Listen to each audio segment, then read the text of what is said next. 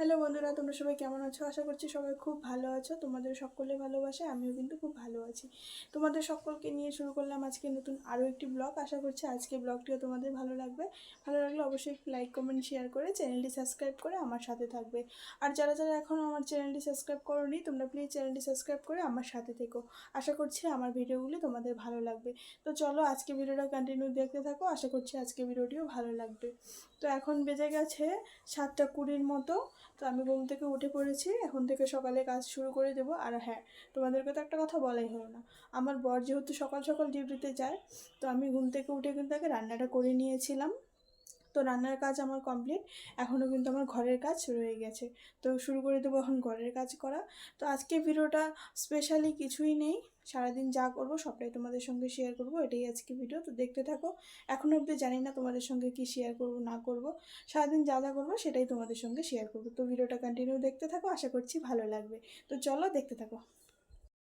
এখন সকাল 7:30টার মতো বেজে গেছে, তার কারণ সকালে ঘুম থেকে উঠে রান্নাটাকে করে নিয়েছিলাম। এদিকে ঘরের কোনো কাজই করা হয়নি, কারণ ঘরের কাজ করে রান্না করতে গেলে আমার রান্নাটা দেরি হয়ে যেত, যেহেতু বর সকাল সকাল চলে যায় ডিউটিতে। আর ওকে রান্নাটা করে দিয়ে ও খাওয়া দাওয়া করেই তারপরে চলে যায়। ও বাড়ি থেকে মোটামুটি 7:30টার দিকে বেরিয়ে যায়, যার কারণে আমাকে কিন্তু ঘুম থেকে উঠে আগে রান্নাটা বসাতে হয়। আর এদিকে সকালে রান্না করার তালে আমার কিন্তু ঘরের কোনো কাজই করা হয় না, কারণ ঘরের সব কাজ করে যদি রান্না করতে যাই তাহলে এদিকে রান্নাটা দেরি হয়ে যাবে, আর বর খেয়ে যেতে পারবেন না ডিউটিতে। যার কারণে ঘুম থেকে উঠে আগে রান্নার কাজ বাজ কমপ্লিট করে ওকে খাইয়ে পাঠিয়ে দিই, তারপরে আমি ঘরের কাজে লেগে পড়ি। এদিকে যদি ঘরের কাজ করতে আবার লেট হয় তাহলে ওইদিকে আবার দোকান খুলতে লেট হয়ে যাবে। তাহলে বুঝতে পারছো একটা মানুষ ঠিক কতটা চাপে থাকে।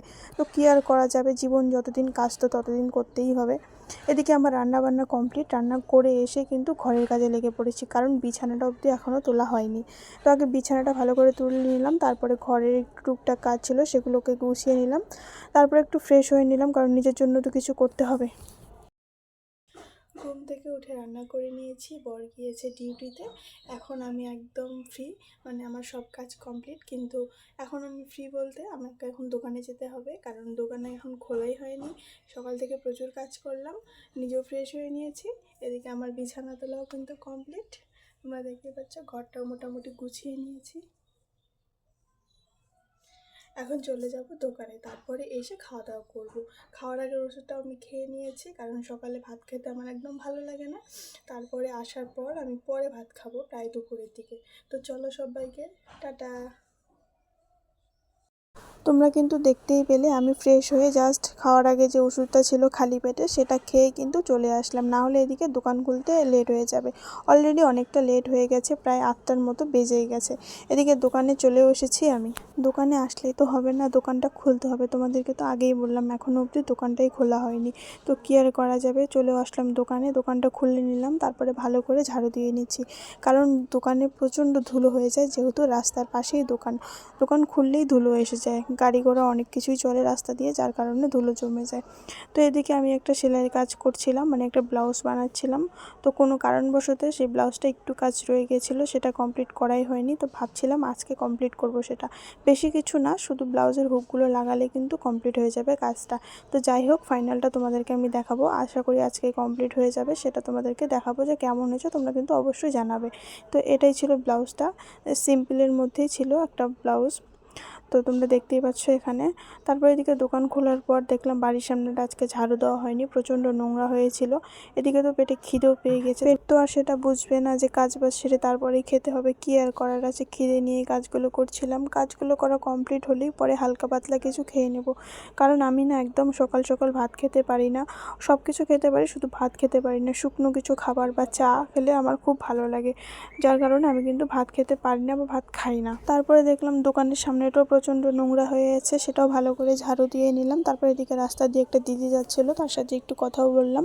তো এদিকে কাজ বাজ সেরে তারপরে গেলাম ঘরে, কারণ খিদে পেয়ে গেছে, তোমাদেরকে তো আগেই বললাম। আর সকাল সকাল তো একদমই ভাত খেতে পারি না, সেটা তো তোমাদেরকে আগেই বলেছিলাম। যার কারণে দেখো আমি মুড়ি নিয়ে বসেছি, কারণ এখন চা করার মতো একদম টাইম নেই হাতে, কারণ দোকান আছে খোলা। আমাকে মুড়িগুলো চটপট খেয়ে আবার যেতে হবে দোকানে, চা আবার নিয়ে খাওয়ার মতো হাতে আমার একদম টাইম নেই। তোমরা এখানে দেখতেই পাচ্ছ আমি মুড়ি নিয়েছি আর 2-3টে মেরি বিস্কুট নিয়েছি, এটাই এখন খাবো। এখন বেজে গেছে দুপুর 12:30টার মতো, আর আমি মাত্র দোকান থেকে আসলাম ঘরে। এখন আমি খাবো, কারণ প্রচণ্ড খিদা পেয়ে গেছে। সকালে তোমাদেরকে দেখিয়েছিলাম আমি কিন্তু সকালে শুধু কটা মুড়ি আর দুটো বিস্কুট খেয়েছিলাম, আর কিন্তু কিচ্ছু খাইনি। আর এখন 12:30টার মতো বেজে গেছে, প্রচণ্ড খিদে পেয়ে গেছে। আমি কিন্তু বসে পড়েছি ভাত নিয়ে। এবার তোমাদেরকে দেখাচ্ছি যে আমি কী দিয়ে খাবো। সকালে রান্না করেছিলাম আলু সেদ্ধ আর বেগুন ভাজা, আর কালকে রাত্রে ছিল তরকারি। যেহেতু এখন ঠান্ডার দিন, তো রাতের তরকারি কিন্তু নষ্ট হয় না, সেই তরকারিটা দিয়েই কিন্তু এখন আমি খাবো। তো চলো তোমাদেরকে দেখাচ্ছি আমি কি দিয়ে খাবো। এই যে এখানে আছে আলু সেদ্ধ, বেগুন ভাজা, একটু লবণ নিয়ে নিয়েছি। আর এখানে কালকে রাত্রে আলুর দম বানানো হয়েছিল, সেই আলুর দম রয়ে গেছে একটু। আর এখানে আছে ঘ্যাট, নিরামিষ ঘ্যাট। তো যাই হোক, এগুলো দিয়ে আমি এখন খাওয়া দাওয়া করে নেবো, কারণ প্রচণ্ড খিদে পেয়ে গিয়েছে। দুপুর পার হতে চললো, এখনও পেটে কিছু পড়েনি। তো যাই হোক, খাওয়া দাওয়া করে নিচ্ছি, পরে তোমাদের সঙ্গে দেখা হবে।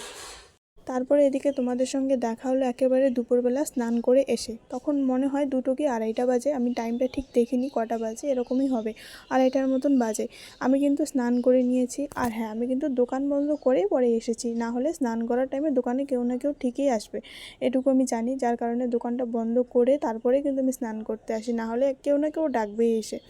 তো দোকান বন্ধ করে স্নান করে নিয়েছি। আজকে আমি পরেছি শাড়ি, আর আমি শাড়ি পরলে আমার বর ভীষণ খুশি হয়। আমি জানি না ঠিক কেন, হয়তো প্রত্যেকটা ছেলে এরকম।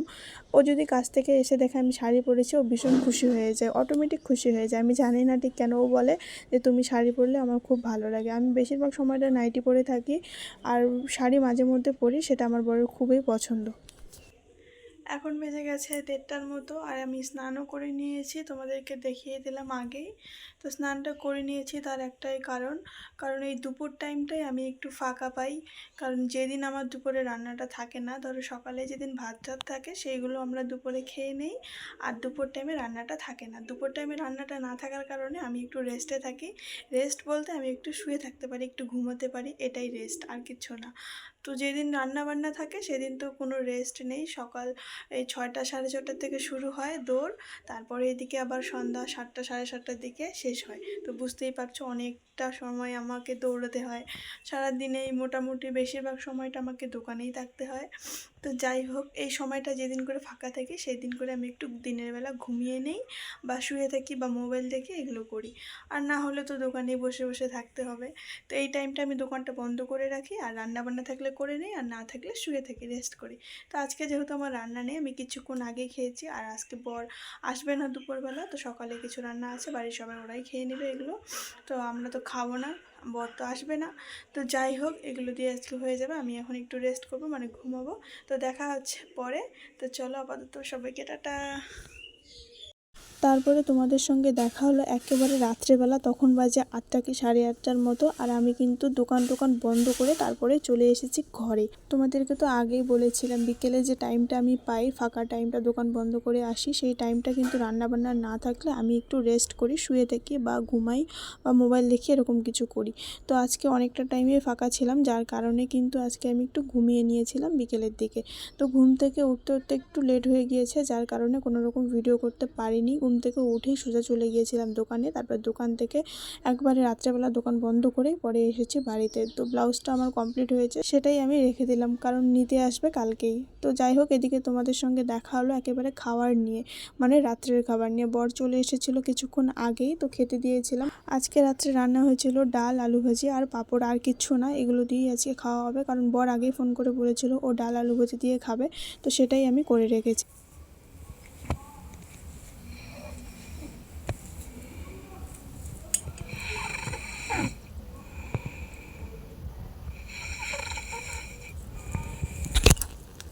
সারা দিন শেষে নিজের একটু যত্ন নিয়ে নিলাম, কারণ মুখে প্রচুর পিম্পল আমার, তোমরা সবাই জানো। ট্রিটমেন্ট করাচ্ছি, তো সেখান থেকে ফেস প্যাকটা দিয়েছিল সপ্তাহে একদিন ইউজ করার জন্য, তো সেই ফেস প্যাকটাই লাগিয়েছিলাম। আর এদিকে আমার বর আমার জন্য ওয়েট না করেও কিন্তু সুন্দর করে ঘুমিয়ে পড়েছে, নাক ডেকে ঘুমোচ্ছে। আমি আর ডাকিনি, কারণ সারাদিন ডিউটি করে এসেছে, প্রচণ্ড ক্লান্ত হয়ে এসেছে, যার জন্য আর আমি ডাকিনি। কারণ ফেস প্যাকটা লাগানোর পরে ভালো করে শুকোতে হবে, তারপরে মুখটা ধুয়ে তারপরে বাদবাকি ক্রিম লাগাতে হবে, আর এত টাইম ও থাকতে পারবে না বলেছে, যার জন্য কিন্তু আমি ওকে একদম জোর করিনি, ও ঘুমিয়ে পড়েছে। এখন বাজে 10টা 10 মিনিট, আরও কিন্তু ঘুমিয়েছে। আমি একদম ওকে ডাকাডাকিও করিনি, কারণ প্রচুর পরিশ্রম করে ও, সারাদিনই ডিউটি করে, তো বুঝতেই পারছো অনেক পরিশ্রম হয়। আর বিরক্ত করিনি। ক্লিনজিংটা দিয়ে ভালো করে মুখটাকে ক্লিন করে নিলাম। তারপরে এই দুটো ক্রিমকে অ্যাড করে ভালো করে অ্যাপ্লাই করতে হবে ফেসের মধ্যে। তোমাদেরকে কিন্তু আমার ক্রিমগুলো একটা ভিডিওর মধ্যে দেখিয়েছিলাম, আশা করছি তোমরা সেই ভিডিওটা সবাই দেখে নিয়েছো। ক্লিনজিংটা দেওয়ার পর 2 মিনিট পরে কিন্তু এই দুটো ক্রিমকে ভালো করে মিক্স করে দিতে হয়। তোমাদেরকে কিন্তু আগের ভিডিওতে আমি ভালো করে বলেই দিয়েছি। তো যাই হোক, চুলটাকে বেনুনি করে নিলাম, না হলে না জট বেঁধে যায় রাত্রেবেলা করে। তো এখানে বর এনেছিল আমার জন্য এই খাওয়ার জিনিসগুলো, এগুলোর নাম ঠিক মনে পড়ছে না, কি যেন নাম একটা ছিল, একটা জিরা টাইপের। বিশেষ করে যাদের গ্যাসের সমস্যা তারা কিন্তু এটা খেতেই পারো, খুব ভালো একটা জিনিস। আমি জানি না ঠিক কতটা কাজ করবে, বর বলেছে খুব ভালো জিনিস। তো ও আগে থেকেই খেত এটা, ও নিয়ে এসেছে আমার জন্য। তো যাই হোক, আজকে ভিডিওটা এখানে শেষ করছি। আজকে ভিডিওটা কেমন লাগলো অবশ্যই কমেন্ট করে জানাবে। দেখা হচ্ছে অন্য কোনো ভিডিওতে। সবাই ভালো থেকো, সুস্থ থেকো, সবাইকে টাটা।